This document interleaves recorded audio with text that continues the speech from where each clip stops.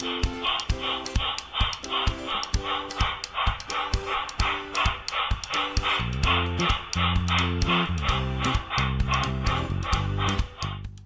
everyone, and welcome to the Chicago, Burlington, and Quincy Railroad in Wyoming. Today is September 3rd, 2021. This is layout update number 22. I'm Mark Pruitt, Casper traffic clerk.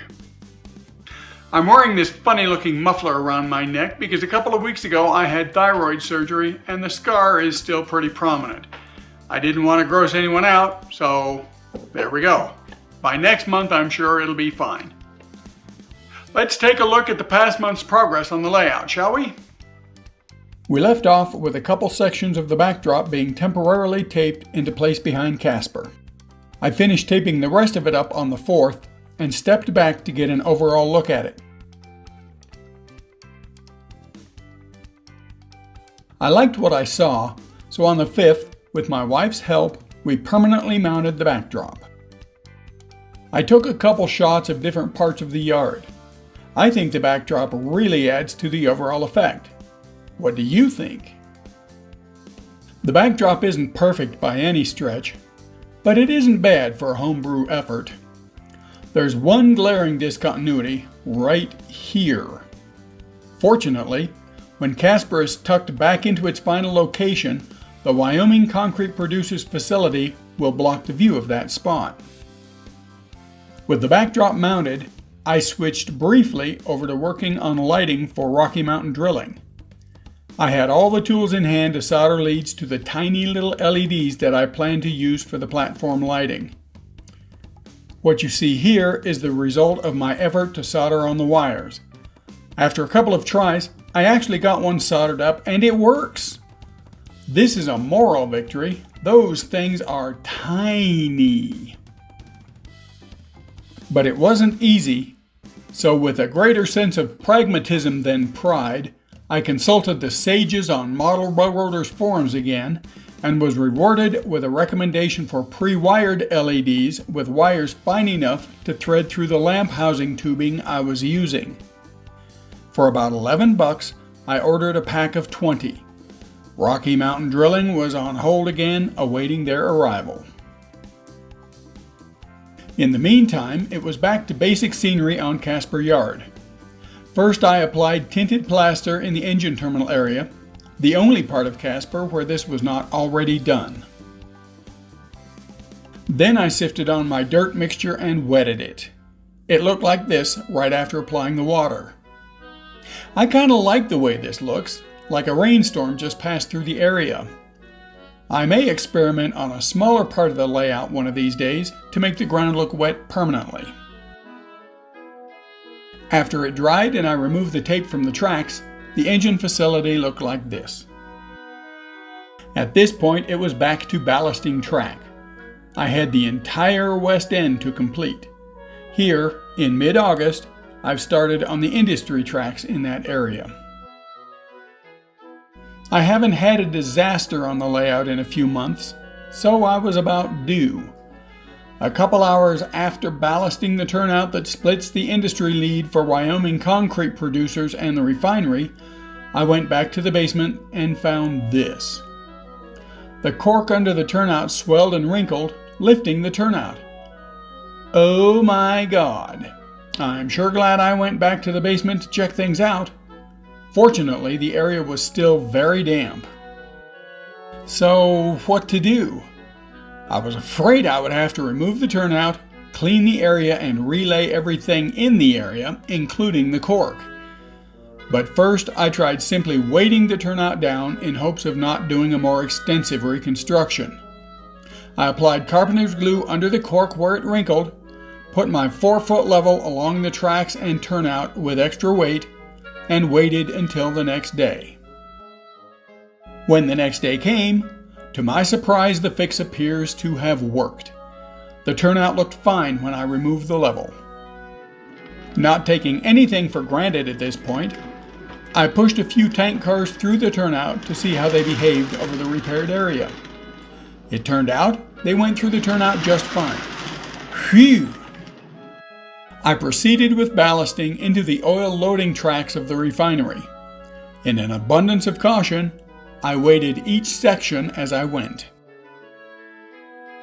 I wanted the refinery tracks to have an almost black, hopefully somewhat oily appearance, since they would be subject to almost constant oil spills as cars were loaded over many years. To accomplish that, I added several teaspoons of black tempera powder to my ballast. This stuff is very fine and had an interesting effect on how the alcohol and glue soaked into the ballast. Here's a brief clip of how I glue down ballast. In this case, the tempera powder was added to the ballast before it was applied. I apply 70% alcohol from the drugstore, not the liquor store, to wet the ballast. Normally this stuff very quickly wicks right into the ballast. Here, with the combination of Woodland Scenic's fine cinder ballast, my sifted dirt, and the tempera powder, the alcohol soaks in much slower. I'm pretty sure it's the tempera powder causing this, as the alcohol soaked right into the cinders mixed with dirt ballast in the rest of the yard. Be that as it may, the alcohol did soak in, and I went on to add the diluted white glue to bond the ballast in place. Here again, you can see that the glue soaks in only reluctantly, despite the pre-wetting with alcohol. You can also see how the tempera powder tended to float on top of the glue to an extent. Pretty messy looking, isn't it? Well, even though the glue soaked in slowly, it did soak in, or the vacuum cleaner I used later would have sucked the ballast right up. Once dry, the area looked just fine. I think I got the grimy, slightly oily look I was hoping for. When I do detailed scenery, I'll create some much shinier small puddles of more recent oil spillage. After completing the ballast, I set the loading racks back in place and put some tank cars on the tracks.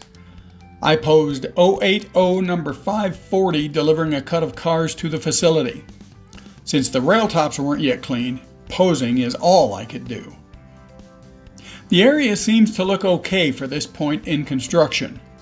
It should serve as a very acceptable base for later detailed scenery. We're now heading into the last week of August, and I finally got around to putting braces on the legs under Casper. I should have done this long ago, but just never got around to it. With the basic ground cover and ballasting complete in the area behind the engine terminal, I thought I was about ready to roll Casper into its permanent home in the corner and wanted the legs well braced for that move. In fact, I did roll Casper back into the corner and adjusted the height of different areas a bit to compensate for the not quite even floor. I was about to begin removing the casters when I realized that I had yet to finish the scenery in the corner on the Chicago and NorthWestern above Casper. So I rolled Casper back out and got to work. Before adding foliage to the CNW in the corner, I still needed to paint the rail. Here's that step midway to completion. Back in early July, I bought a big bag of polyfiber from Hobby Lobby. For around 10 or 15 bucks, I think I got enough to cover the entire layout. I pulled out a small handful, teased it into several small, flattish clumps, and spray painted it brown. These, along with some oregano and other added textures, will hopefully represent foliage in the fields, kind of like you see on the backdrop here. Then I'll add the trackside weeds and grasses, and then I'll be able to reposition Casper. On August 27th, I posted episode 7 of Building Casper, Construction Part 3. This one covers construction of the engine terminal. I'll put a link to it in the description so you can get to it easily if you'd like to watch. The pre-wired LEDs I ordered in early August showed up a couple of days ago, so I've busied myself with Rocky Mountain drilling since then. Here's one of the gooseneck platform lamps I made, complete with LED installed. You know, these lamps aren't nearly as hard to build as I thought they might be, but even so, the first one took a couple of hours to fabricate. After that, I knew what I was doing, and the other 4 each took about half an hour or so to do. After building the first lamp, I installed it above one of the warehouse doors and took this shot. This was very encouraging, so I fabricated the rest and installed them. Here's the two installed on the platform side of the building. With the way these came out, I'm charging right ahead, adding some light blocks inside the building to simulate a loft area for the warehouse, and we'll be adding 2 or 3 interior lights that will simply be LEDs glued to the underside of the loft platforms. I'm not going to detail the interior, but I will add a few palletized crates and whatnot near the open warehouse door.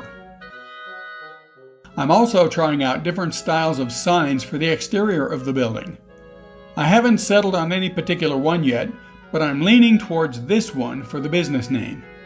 Anyone have any input? This is the early 1940s, remember? And that's about it for the past month. Not as much progress as I'd like to have made, but a few things got done. During the coming month, I should get Rocky Mountain drilling completed, maybe even to weathering and final installation. For sure the lighting will be finished.